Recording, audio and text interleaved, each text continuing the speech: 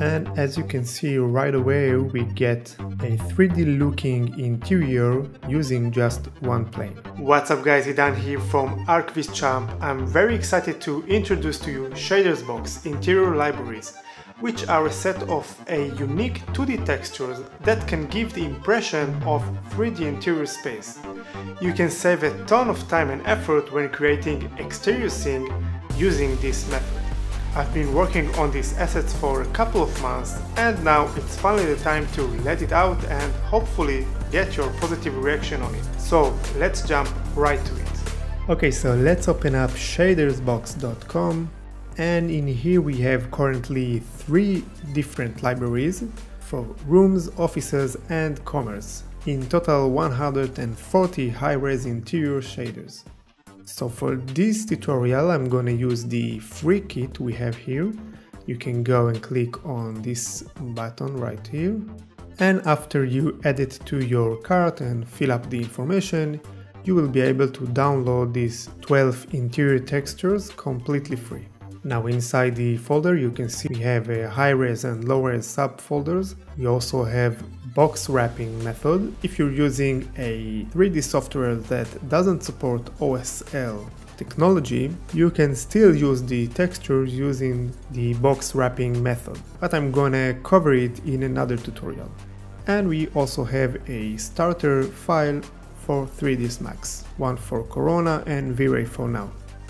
Also, if you purchase one of the extended libraries, you also get a ready-made material libraries with all the textures already set up and ready to go. Alright, so let's move over to 3ds Max, and now I'm gonna drag the OSL shader Corona 3ds Max file. So this file contains only one simple plane with the OSL material inside. So now let's open up the material editor and navigate to the self-illumination section.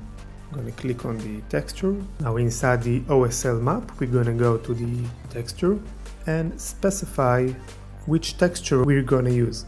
So I'm gonna select one of the texture from the starter kit. And in order to see the texture, we need to render it out. So let's activate the interactive render. And as you can see right away, we get a 3D looking interior using just one plane. Now one thing to notice is that we need to adjust the plane aspect ratio. If we take a look at the file naming, we can see it says double. That means that the width of the plane should be double the size of the height. So let's go into the plane parameters, and we can see that the height is set to 3 meters, and we're gonna set the width to 6 meters. Now we can see that the aspect ratio is correct. If we want, we can go to the OSL parameters and change and tweak some of them as we see fit. So let's quickly go over from the top.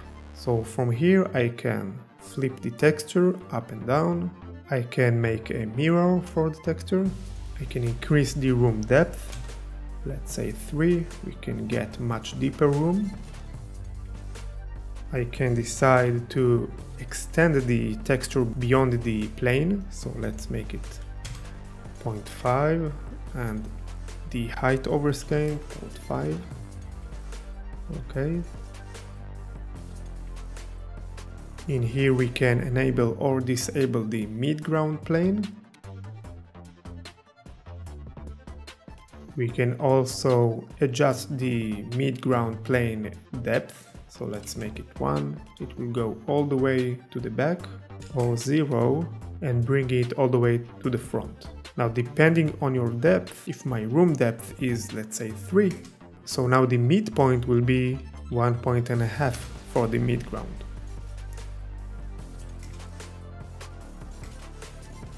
And we can also change the window aspect ratio, and this should be the same aspect as the plane itself. So if we have a texture of a double size, we're gonna go from 1.5 to about 2, somewhere along those lines. and also we can enable or disable the curtains. Now let's see how we can quickly populate an entire facade using the ready-made material library from the Rooms product. So let's first create a plane. I'm going to use the auto grid, and now I want to set a plane that will go over two of these windows. So let's tweak the size a bit.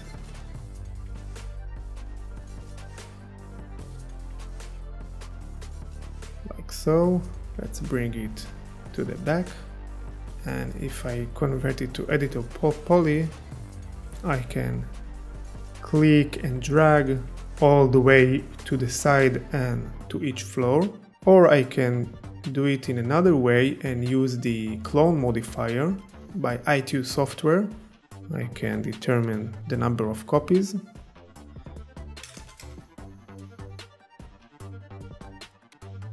Let's reduce the height,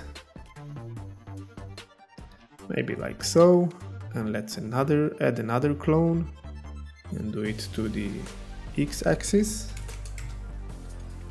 minus 500.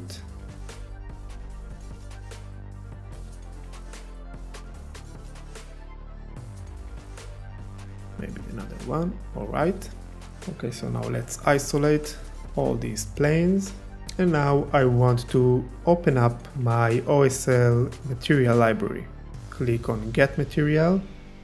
And as you can see, I already have the libraries loaded in here, and you can do it just by clicking on this arrow and click on Open Material Library. So I'm going to drag the Corona one, and let's go with the night version. Now let's apply it to the object. And now if we try to make a test render, we will get an error that we need to specify the location of the textures. Okay, so to fix that, let's go to Customize, Configure Project Path, and we're going to navigate to our textures location. We're going to also add the subfolders, and now we have the high-res and low-res versions. Let's delete the upper path, we don't need it, and now we can see it in the viewport. Now we obviously need to change the material IDs so we don't get the same texture on all of our planes, and we can do that in a couple of ways. We can either go inside the object and maybe change each plane's ID one by one manually, or we can add a material ID randomized by applying a material by element and change the random distribution, maybe increase it. And my preferred way is to do it right inside the OSL material. Let's go over to the Slate material editor just so we can see the entire material branch. Let's pick it. So here are all the textures from our library. You can see that we don't have any preview, so to do it we need to click on the enable rendering right in the left bottom corners and let it render for a couple of seconds.